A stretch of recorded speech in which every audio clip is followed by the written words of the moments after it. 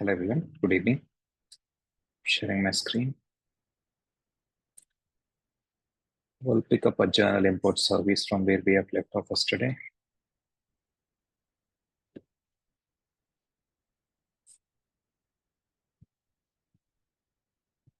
We are supposed to do the mappings between, so yes, we are receiving journal payload from a core banking system here. And with that payload, we are supposed to trigger the standard journal import service given by Oracle. And we using the standard journal import service, WSDL itself in a trigger connection, we are making sure that HSBC sends us a payload, request payload in the same format that we have to pass as input to the standard journal import service.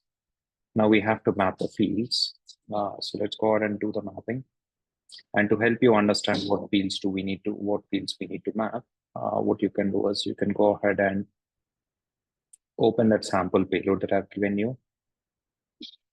Okay, so if you open this sample journal creation request payload, you would understand what fields we need to map. Okay, so whatever fields are blank, we don't have to map them, but the remaining fields we can map. So we map the match name, the header, header level parameters, let's map all of them.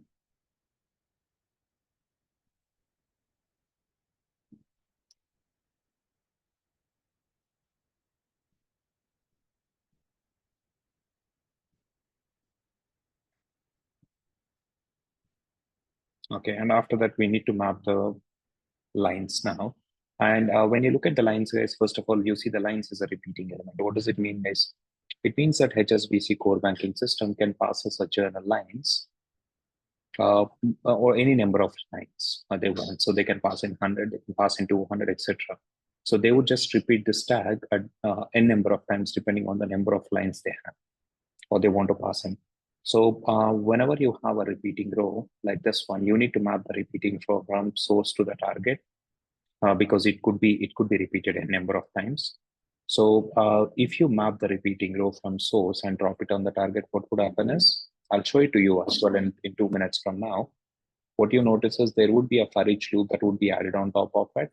And that for each loop would be looping through all the lines and map the and the line level attributes get mapped to the target.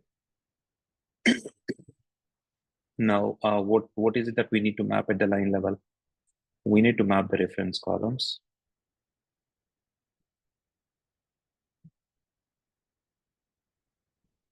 We need to map the reference columns.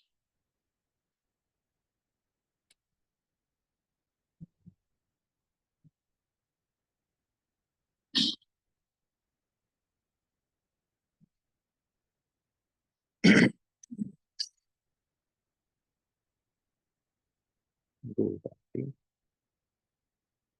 And we don't need chart of accounts ID, but we need to map the balance, right? And we have to map the segment values because we were using 8 segments, right? So chart of US primary ledger has 8 segment combination.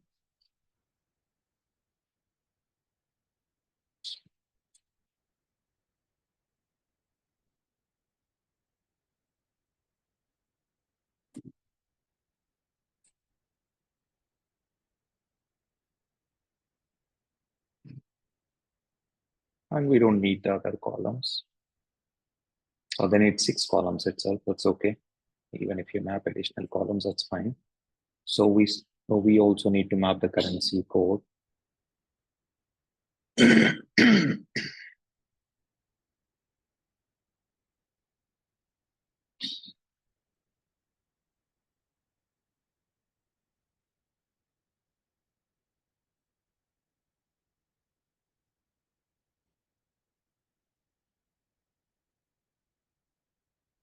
Debit and credit amount columns also we need to map. And we need to map the batch 1, which is reference 1 column.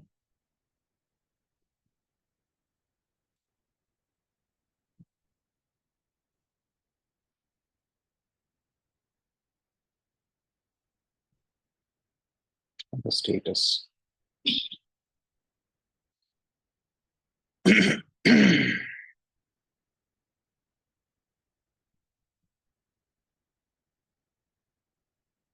Let's go ahead and validate the mappings. Go back, save the mappings. Now, if you go back and edit the mappings again, remember we mapped the repeating row from a source to the target, right? Let me show you what would have happened in the background.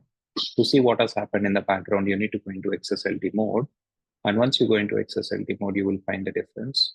So what exactly do you see guys at the line level, especially here?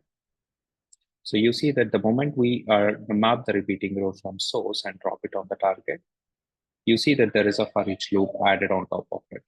You see that there is a for each loop added on top of it. And what this loop is going to do, it's going to loop through all the lines. This is going to loop through all the lines, and all the lines will be passed as input to this. All the lines will be passed as input to this. So whenever you have a repeating row, ensure that you map it from a source and drop it on the target so that a for each loop gets added. It loops through all the lines. So whether we get 50 lines or 100 lines or 500 lines, all of them will be looped through and they will be passed as input to the standard journal import service. Now, what exactly standard journal import service is going to do, guys? It's going to dump the lines into GL interface table. We have seen that yesterday, right? Does that mean journal is created, guys? Not really. We need to submit import journals job, right? Only then the journal gets created. So what's the third step that we need to do? We need to submit import journals job. But before I go there, uh, as part of as part of the standard journal import service, I want to show you how to, or I want to show you how the fault handling in OIC works as part of this service, or using this service as an example. So to show you how the fault handling in OIC works, I need to add a component called scope to the integration now. I'm adding an action called scope to the integration.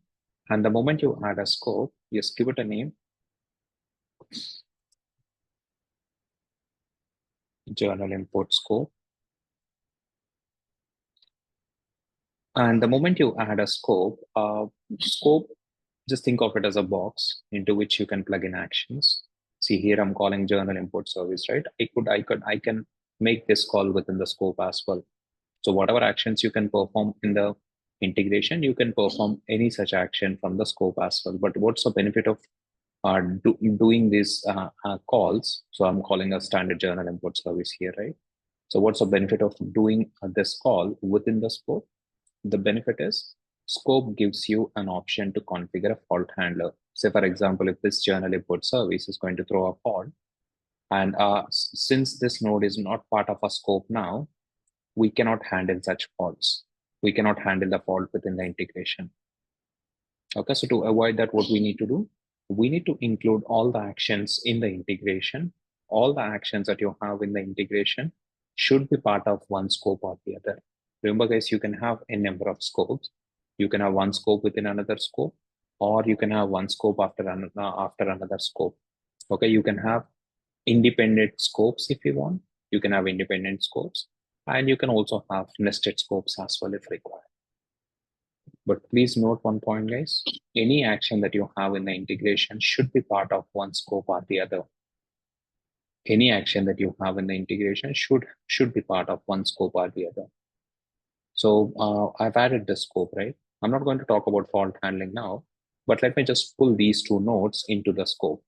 The reason is if I put them into the scope, I can show you later on in a couple of days, I can show you how to add a fault handler and how to do handle the faults effectively. Okay. So how do I move these two nodes into the scope, guys? So I just have to select these two nodes. Okay. And I need to paste it into the scope. This way you can move nodes around. Now that this node is so we're calling journal import service here, and this node is part of a scope now. So what I can do is later on in the session, in a different session, I can show you how to add fault handlers and handle the exceptions that you get. Now, what else do we want to do, guys? Yes, we are receiving a journal payload. With that payload, we are kicking off standard journal import service. Now, let me add another scope here just to show you that we can have multiple scopes in the integration. And I'm going to call it as ERP integration scope.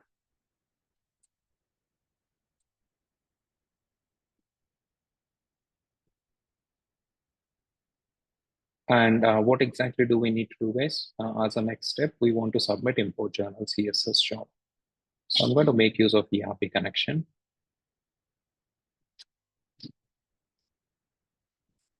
I'll say submit import journal CSS job. I go with the CRUD operations using web services.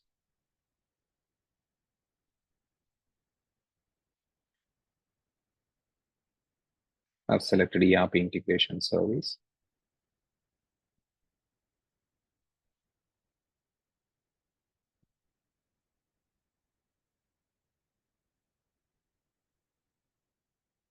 And I select submit ESS job request.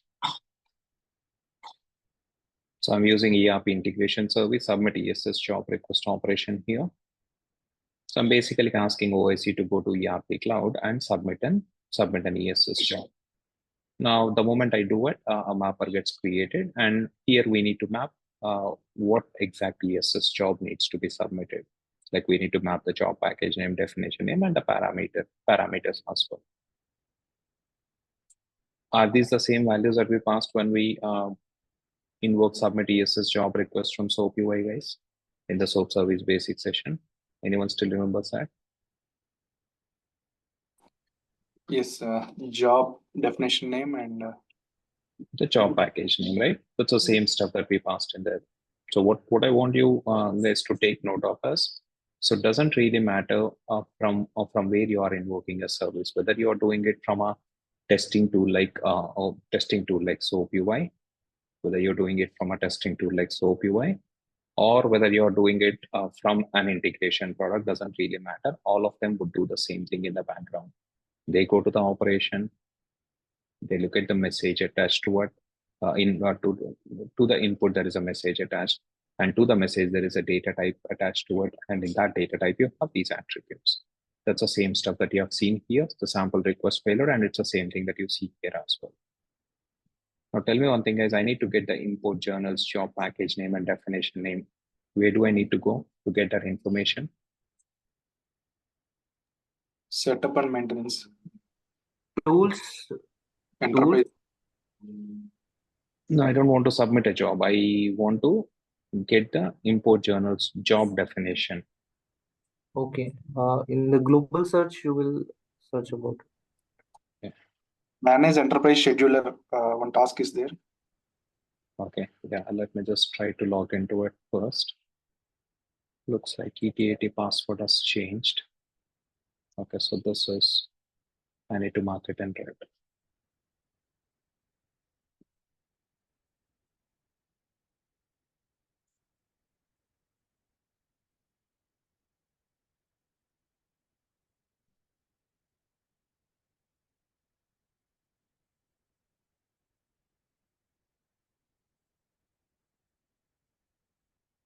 And let me use ESCV for today.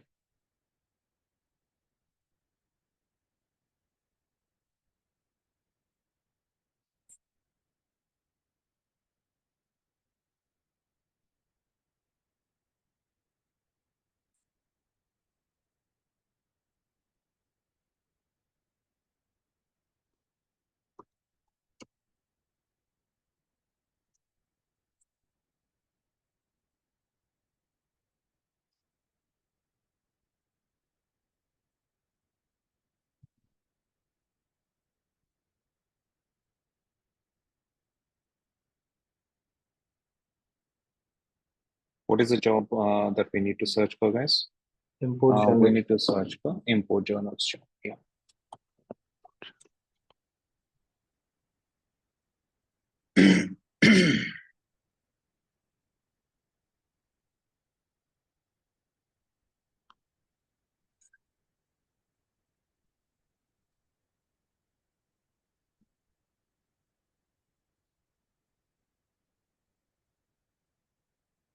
Need to copy the job package name.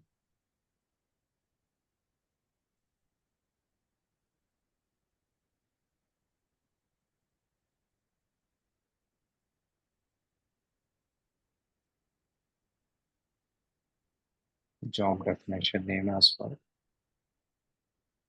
And we also need to map the parameters. Now, one important point, guys, never ever try to work out the parameters for import for any job, not just import journals, by looking at the definition, guys. Because you see there are a whole lot of parameters here, right? There are around 20 parameters here. You should never look at this, the job definition to work out the parameters, okay? Instead, what you need to do is you need to ask the Fusion functional consultant to run the import journal CSS job from schedule process screen. And from there, you need to pick up the parameters. So I need to go to schedule process screen, and I would search for jobs submitted by F9MPM. Looks like jobs are erroring out. But that's okay. I'll go ahead and search for import journals job. And before we do that, let me also go ahead and insert a couple of rows into ESCV interface table space.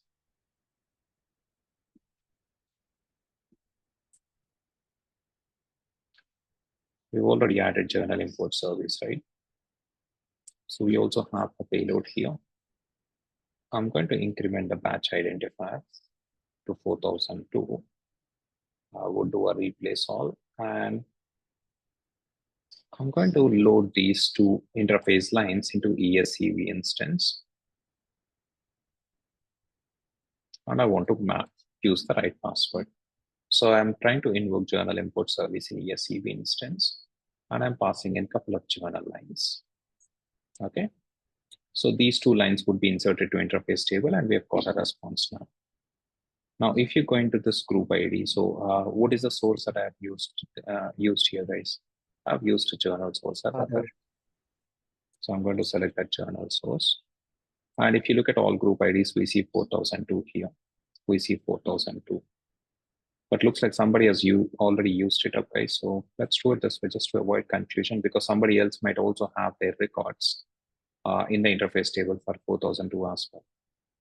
Let me try to use a number which is not there in this list. Okay, let me do 5001 so that we can be really sure that we are working only on our records. Replaced all, fire off a request. And I'm going to just come back to the screen again.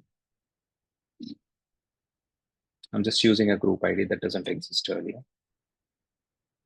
And I pick up 5000. So I can be really sure that, yes, I'm trying to process only my journal lines here. So when we run the import journal CSS job, what exactly do we need to pass in, guys? We need to pass in the data access set ID, the ledger name, journal source, ledger name, and the group ID. Okay. And we also need to, but there are also 3 more flags that we have to pass as no. You can pass it as either yes or no. And you need to ask the functional consultant to let you know whether you have to trigger them with what values you need to use for these parameters. You have to get them as input from your functional consultant. So in short, when you submit this job, you're passing 7 parameters, and you're passing data access set name, ledger name. And for these 3 flags, we are passing a value of no, capital NO. Okay, do remember these values: data access set name, ledger name, and capital NO as a value that we are passing. Now, the moment you submit it, you get back a request ID. Now, if you go into this request, I'm not worried about the journal import here. But if you look at the parameters, when I submit this import journals job, I ran the job with these parameters. Okay, so if you look at the parameter section, you would see 2 parameters, 2 sections here. The first one says parameter names with values, and here you would be able to see 7 parameters. And these parameters are values, like you have data access set name, you have ledger name, group ID, and you have, for the last 3 parameters, we have a value of capital NO. Okay, and if you look at all parameter values section, so it is actually these values with which the job is submitted. And do you see any difference between values in this section and values in this section, guys? What's the difference that we see? You see a ledger name here, but the job actually ran in the background with a ledger ID. You see a data access set ID here, but you see a data access set name here, but it ran with a data access set ID. And for these three flags, we have used a value of NO, capital NO, but the job actually ran with 3 arguments here. But the job actually ran with a value of capital N. If we have probably selected it as yes, capital Y yes, it would have been Y. Now, when you submit, so we are trying to submit this job from an integration flow, guys. What values do we need to pass? Do we need to pass these values, the first section or a second section, guys?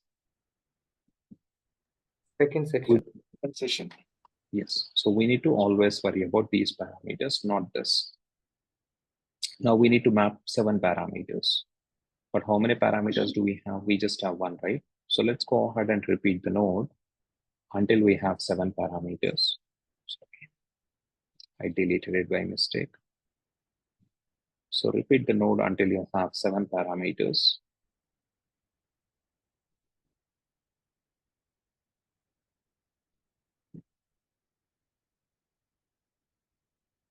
Okay. Now, now let's talk of the easier parameters first. So we'll come to the data access set in a moment. What is the second parameter, guys? It's journal source. So if you look at the payload we receive from core banking system, do we get journal source from them, guys? Yes, we map it. And the third parameter is ledger ID. Do we get ledger ID from a data source? Yes, we do get ledger ID. We map it to parameter 3. And we also need a group ID here. We also need group ID. See, the group ID acts like a batch ID, right? So you have batch name in the header section, and we keep this batch name same as a group ID at the line level. So we're going to map the batch name as argument 4, which would be same as group ID. And we are left with 3 more parameters. And for these 3 parameters, remember, post account errors to suspense, create summary journals, and import DFFs. So if you look at the payload we receive from core banking system, we have those fields here. We have 3 parameters in the input payload, which corresponds to these 3 parameters. Error to suspense flag, it corresponds to this error to suspense flag. Summary flag, it corresponds to this. Import descriptive flex field, it corresponds to this. Okay, it corresponds to this.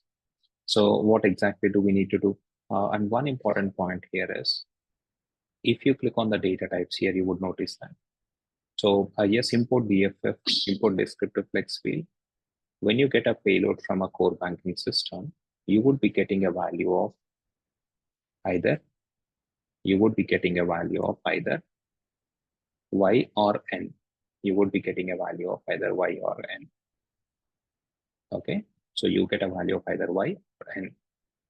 Now, when I submit a job for import descriptive flex field, and that's exactly the same value that we need to pass in. So which means for this attribute, I don't need to do any transformation. I get a Y or N, and I just have to map it that way.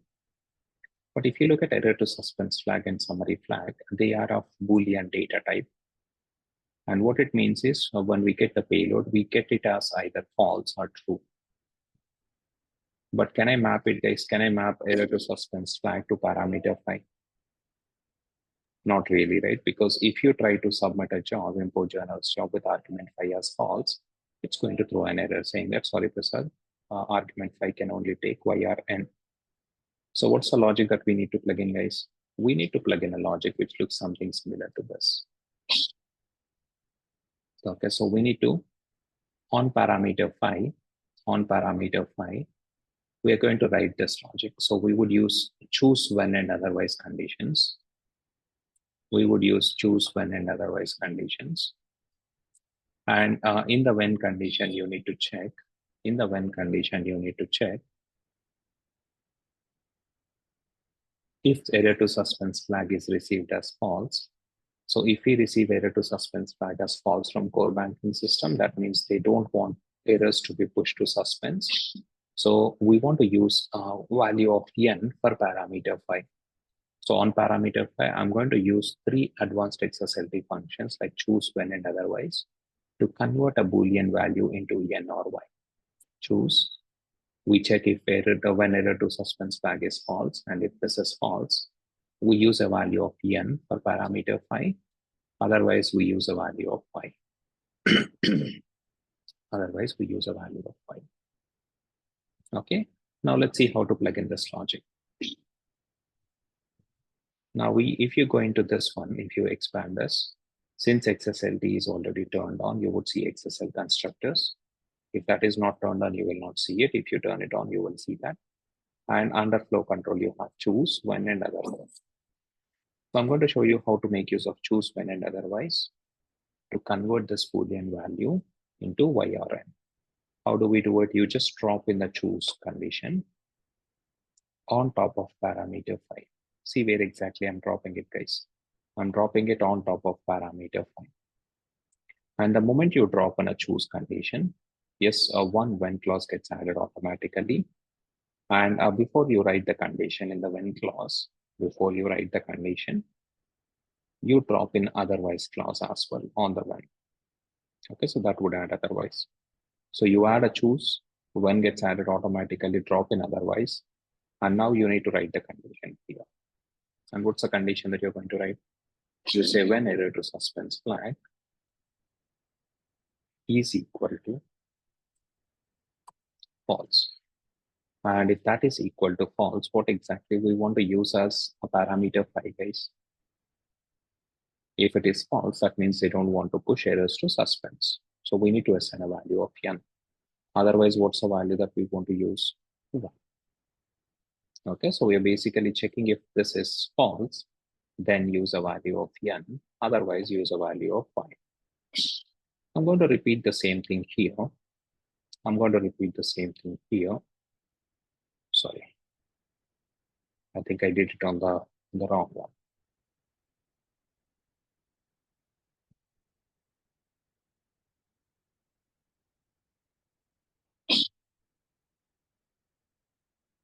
Okay, so it has to be n here, y here. Okay, so we're checking if error to suspense flag is false, then we use a value of n, otherwise we use a value of y. Okay, now what else do we need to do? We need to repeat the same thing on parameter 7 as well. Sorry, sixth parameter as well.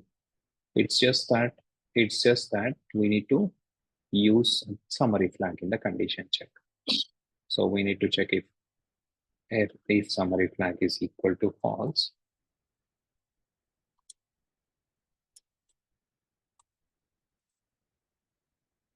We want to assign a value of n to it. Otherwise, we want to assign a value of y. Okay, so we are checking if summary flag is equal to false. And if it is false, we use a value of n. Otherwise, we use a value of y. Okay, now we can go ahead and validate the conditions. Go back and save it. But there's one more field that we are yet to map. What's that one, guys? It's a first parameter. And if you look at the parameters here, it might seem like 9 parameters, guys. But please note that out of 5 and 6, only 1 will go. And out of 7 and 8, only 1 will go. If you click on XSLT, you have that clarity 1, 2, 3, and 4. And this would be your 5th parameter. This would be 6, and this would be 7. Don't get confused by 9. Since you have choose when and otherwise conditions, you have 2 parameters here for every node. Now we need to worry about parameter 1. Now, what is parameter 1, guys, that we need to pass? It is data access set. Now, first of all, if you see the payload, we don't get data access set from a core banking system. And in Fusion Cloud, there is a table called GL access sets. And this table has the mapping between ledger ID and data access set ID. Okay, so yes, we get ledger ID from a core banking system and we're passing it as argument 3, but we also need to pass in data access set ID. We're not getting it from core banking system. In Fusion Cloud, we have a table where you have mapping between ledger ID and data access set ID.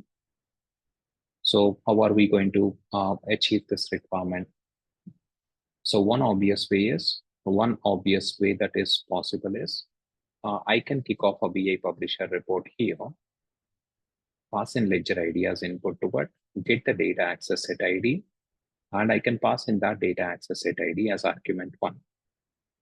Okay, so I can certainly invoke a BIP report here, BI publisher report, pass in ledger ID as input, get the data access set ID, and I can pass it as argument 1. And I'll also show you how to do that exactly. How to exactly do that, I'll be showing you when we build the outbound flow service.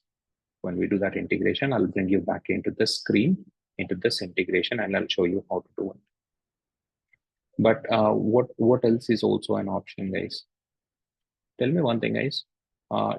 Does client create a ledger every single day or every week? Do they create new ledgers, guys? Yes or no, please? No. One time No. setup. No. Yeah, one time. ledger is like that type of a configuration which you don't create once. It's not a payment term or a transaction type or a source where you get a new type or a new payment term every day. So it's like a one-time setup, and you when client goes live, other ledgers would be defined, and probably once in a couple of years or whenever there is a major change in the accounting, there might be one additional ledger that might be defined or few ledgers that might be defined, but usually they won't change. And for configurations like this, even though you could kick off a BIP report and get the data access set ID, it is recommended to use a concept called lookups to store the mappings in a configurable manner. So what I can do is I cannot certainly hardcode the data access set ID. That is the last thing you want to do. Instead, what we do is we go into OIC, and there is a concept called lookups in OIC. We're going to make use of it now.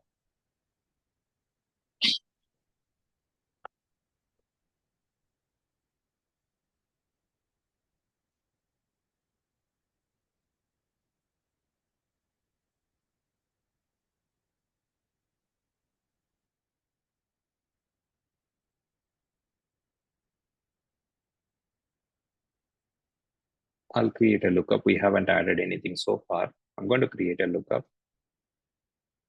Call it as GL access set lookup. You can give it whatever name you want. If you don't like the name, you change it. GL data access set lookup. And within the lookup, I want to have 3 columns. I want to have ledger ID, ledger name, and data access set ID. And I want to use this lookup. To store the mappings between ledger ID and data access set ID. And just for our reference purpose as to what is the name of that ledger, we have this column. So whenever you create a lookup in OIC, guys, lookups usually help you to store values in a configurable manner, meaning you can store the values in it and you can change them anytime you want without having to edit the integration. And lookups in OIC have highly configurable structure. By default, when you create a lookup, there would be 2 columns added, 1 row added to it. I can add as many columns as I want. I can add as many columns as I want, and I can also add as many rows as I want here. Let's change the column names. So the first column is going to be ledger ID. The second column is going to be ledger name. The third column is going to be data access set ID. And for the first record into the lookup, I can just directly pick up the values from here, right? So I try to run the job with US primary ledger. So this is a ledger ID. And this is a ledger name. And this is a data access set ID. Now we can create a lookup, add a sample record into it. And after that, what we can do is you might probably say, Prasad, if I have 20 ledgers, Do you want me to sit down half an hour and add records one by one? What if it is not ledgers? What if it is something else that you are storing in a lookup? Maybe item mapping from EBS to ERP cloud, and you have say 10,000 items. There must be a way to do a bulk refresh of entries in a lookup, right? How do you do it, guys? After you define a lookup, you have an option to export it to a CSV file, and the CSV file that's generated, right? So let's look at the structure of it. So it's going to look something like this. So yes, the name of the lookup is DVM. It stands for domain value map. You have the lookup name, and here you have the columns within the lookup. So how many columns do we have, guys? You have ledger ID, name, and data access set ID. So these are the three columns that I have defined, and this is a data row. So whatever are the entries that you have done in a lookup, it would be exported as a comma separated list of values, CSV file. Okay, now what I can do is I can ask the Fusion technical consultant to run this particular query, this query, GL access sets query, and I can ask them to get a ledger ID, comma, ledger name, comma, data access set ID as a single string, because that is what we need to pass, right? Ledger ID, comma, ledger name, comma, data access set ID. So you get this concatenated string from GL access sets. So what Fusion technical consultant is going to do, they would run this query in a data model.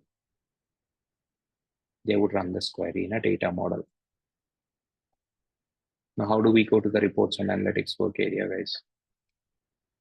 Tools, reports and analytics. And where do you write the SQL from?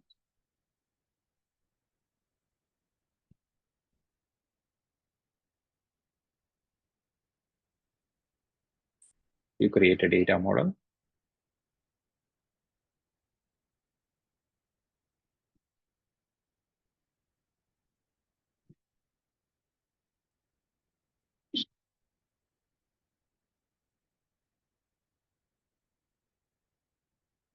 I can just increase the number of rows here. And all I'm trying to do is I'm getting a combination of ledger ID, comma, ledger name.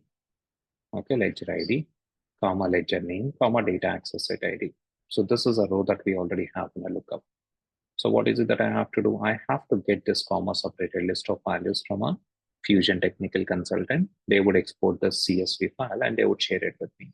So let me just pick a few of these entries.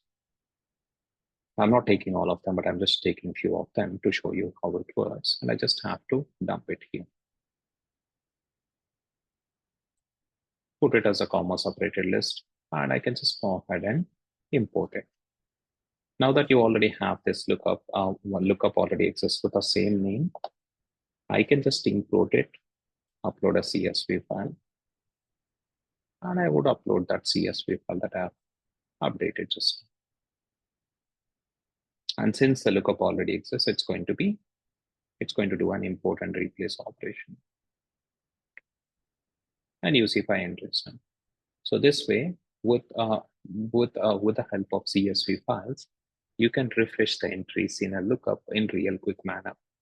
So even if you have 10,000 rows in a CSV file, they would just get imported just like that into a lookup. So CSV uploads would help you to refresh the entries in a lookup quite easily. Okay. And I'll go back. Now, what is it that we need to do, guys? We've created this lookup, and in this lookup, we're storing a mapping between ledger ID and data access ID. So what is my requirement, guys? I get ledger ID from data source here from core banking system. So I want to come into this lookup, search in ledger ID column for this particular value, whatever we receive from data source. So if this is a value that I get, I want to get the value that is there in the data access set ID column. I want to get this value, and I want to use it as argument 1. So how do we do it, guys? So we go into Oracle Integration Cloud. There is a function called lookup value. So you get into the edit mode, drop in that lookup value function, and you see a pop-up. You pick that one up, pick up that lookup, and you say ledger ID, and you get the data access set ID. So I've selected the lookup, And I selected ledger ID as a source, data access set ID as a target. Go to the next screen. And there is a default value in here that you can put in. So when will this default value come into picture, guys? So if you get this ledger ID from data source, so this would be the data access set ID. This would be the data access set ID that will be used in the. So if this is what you get as input, this is what would be used as data access set ID as argument one. If this is what you get, this would be the data access set ID. What if you get a ledger ID which is not there in the lookup? You only have 5 ledger IDs, right? What if you get a 6th one which doesn't exist in a lookup? In such cases, whatever default value that you assign here, default data access set, that would be used. But I don't want to mention any default value. And what do you notice here? You see that there is a DVM expression getting generated, domain value map, a lookup value. I'm asking OIC to go to this lookup, search in ledger ID column for the source value. And I'm going to pass in this ledger ID as input here. And I want to get the value that is there in data access set ID column. I want to get the value that is there in data access set ID column. Click on that. And we need to pass in the ledger ID there.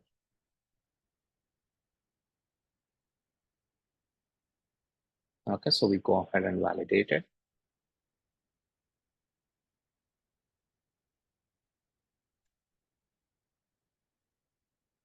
Okay.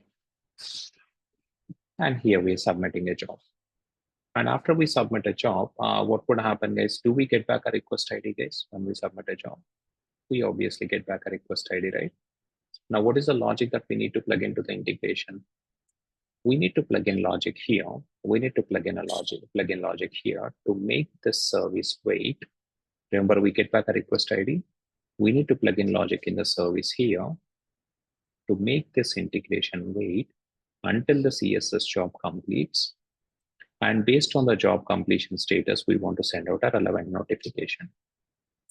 So we need to plug in a sort of a PLSQL logic, which looks like this one. Not exactly PLSQL, PLSQL sort of a logic. So what exactly do we need to do? I need to use a while loop first, because here I need a conditional loop, guys. Here I need a conditional loop. Okay, so I want a set of actions to be executed as long as a condition is true. So first of all, I'm going to create a variable called ECSS job still running, and I'll set it to Y. Remember, we just submitted a job, right? So I'll create a variable, ECSS job still running. I say yes. And I'm going to start a while loop. And in the while loop condition, I'm going to check if this variable is equal to Y. Since we just created it, we have set it to Y. While loop condition check is true, it gets into a loop. And within the loop, what we do is we'll just wait for 1 minute, because remember, guys, we just submitted a job, right? There's no point in immediately going to ERP and checking the job status. So we'll wait for a moment, wait for a minute, and then we try to get the job status. So when we try to get the job status, we pass in the request ID as input to it. And what is this get job status is going to help us with? It's going to fetch the job completion status. So whether the job completed in succeeded state or error. So that is that is exactly what you're going to get back. Okay. So looks like there seems to be some problem in the ESS jobs here, guys. And I've also got one more instance now while we are in a session. Let me just update that instance, guys. Just give me one moment, guys.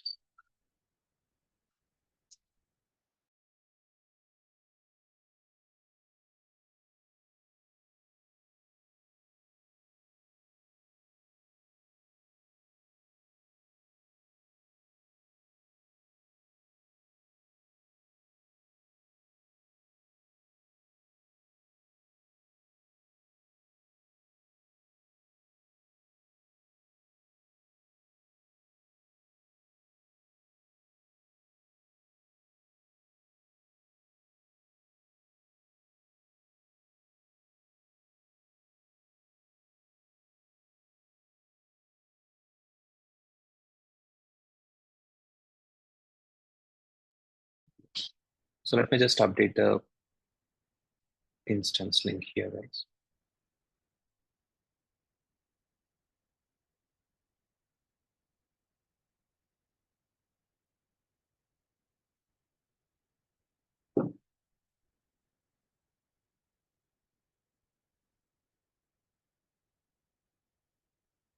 Sorry, I should change the link as well, internal link.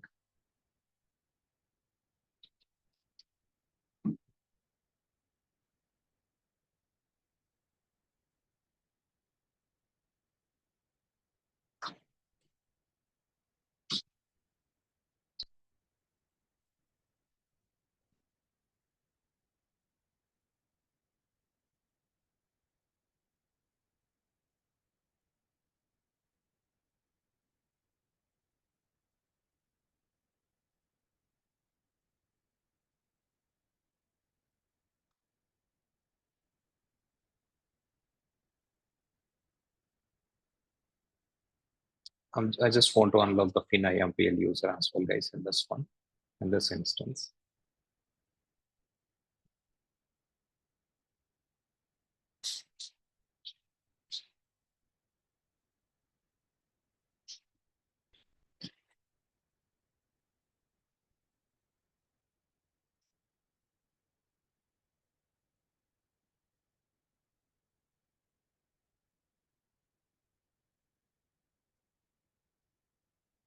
Okay, that's fine. I'm going to unlock the integration. I'm going to say no here.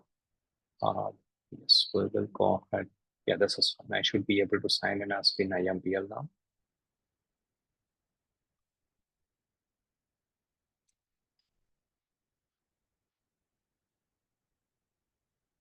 Yes, it is working. So that's fine. And we can just, looks like somebody has reset the layout as well. I'm going to reset it.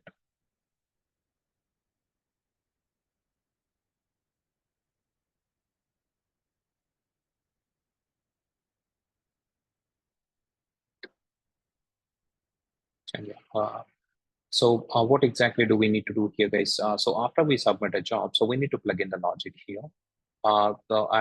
This is a logic that we're going to plug in. And when we do a get ESS job status, it's going to go into ERP Cloud. It's going to go into ERP Cloud and it's going to fetch the job completion status. So whether it completed in error or succeeded or warning state.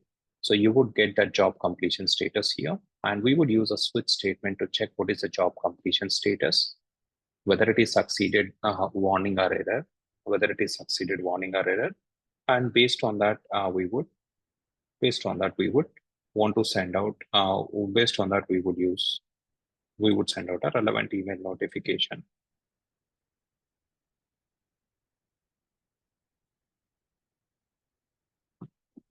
Okay, so let's go ahead and plug in this logic. I want to first define a variable. How do we define a variable, guys? So to define a variable, we need to use an assign action. You see a variable symbol. Assign action is what you need to use to define a variable. And as well as even if you want to update a variable, you would use the same action. So I'm going to say create EasySS job still running variable. So I say create EasySS job still running variable. And I need to create a variable here, give that name, EasySS job still running variable. And I'm going to assign a value of y to it because we have just submitted a job. So it would still be running, right? And we want to use a while loop here. While loop is a conditional loop, guys. And what exactly I want to call this loop as while ESS job is running. So I want this loop to keep running as long as ESS job is. I want OIC to keep executing actions we have in this loop. I want the integration to keep executing this loop as long as ESS job is running. So that's why I've given that appropriate name. And what is the condition that we're going to write here? So we would check if this variable is equal to y. And is that equal to y, guys? Remember, we just created it, right? We just created it. So since we just created it and assigned a value of y to it, so yes, this condition becomes true and the integration enters a while loop. And within the while loop, what is it that we want to do, guys? We just want to wait for one moment. Remember, here we're submitting a job, right? There's no point in immediately going to ERP and checking a job status. It would not have even kicked off a child job. So instead of that, what do? We use ERP cloud connection. Sorry, not ERP. We would just plug in a wait node of 1 minute here so that the integration takes a pause, waits for a minute first, and we can make use of a wait node here. And I'll say wait.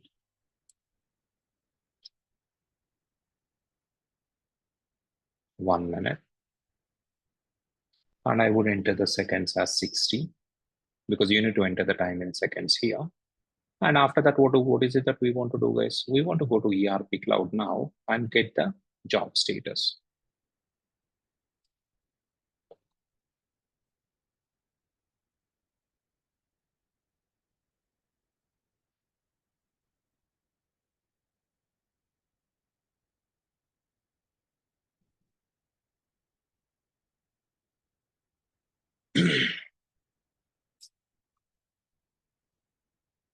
I need to select ERP integration service.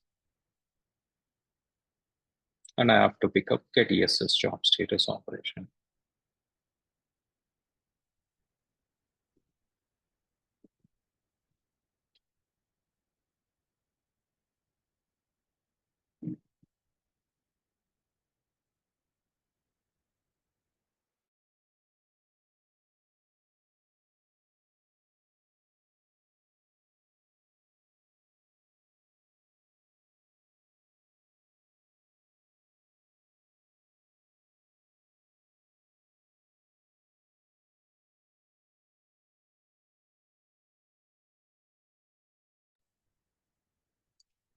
So we need to go ahead and map the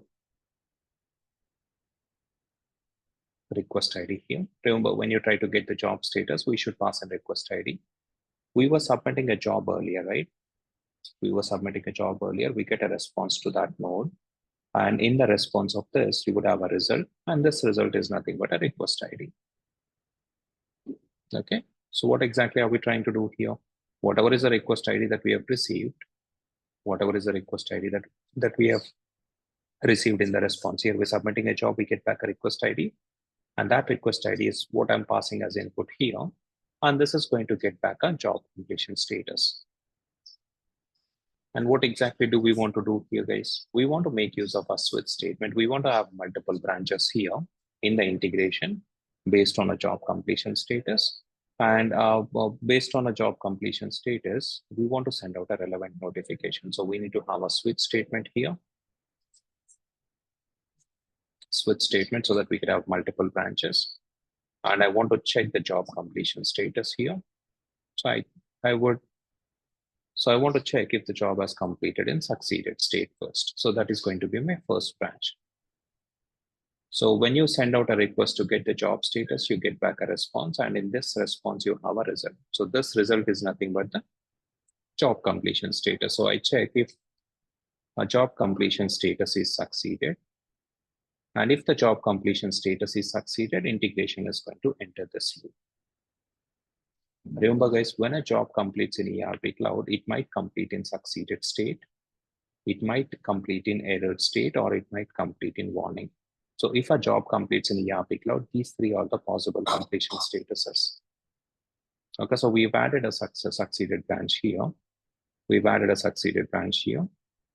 And let's go ahead and add the other two branches as well, guys. I'm going to add another branch. This is for warning.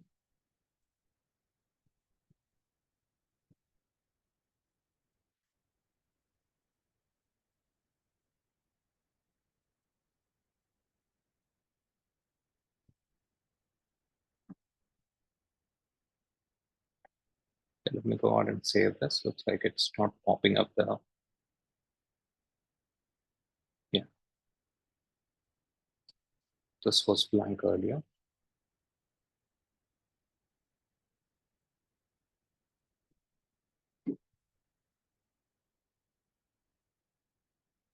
Get into expression mode, drop and result equal to warning. So I'm checking now if the job has completed in warning state. So I check if the job has completed in succeeded state or warning state or error, because these three are the possible job completion statuses.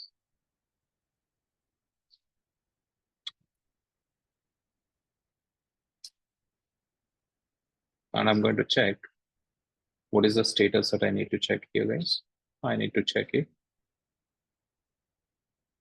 ESS job response is equal to error.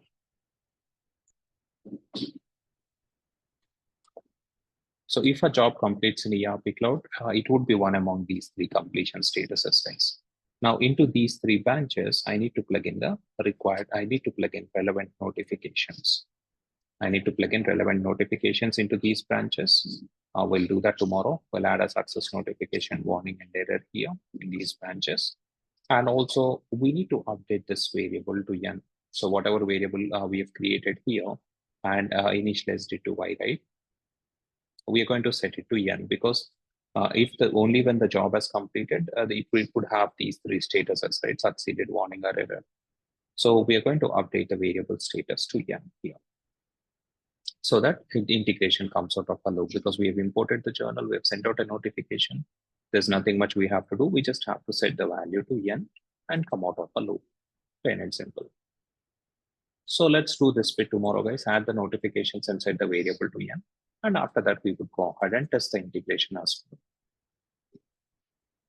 Any questions, guys, in what we have covered today?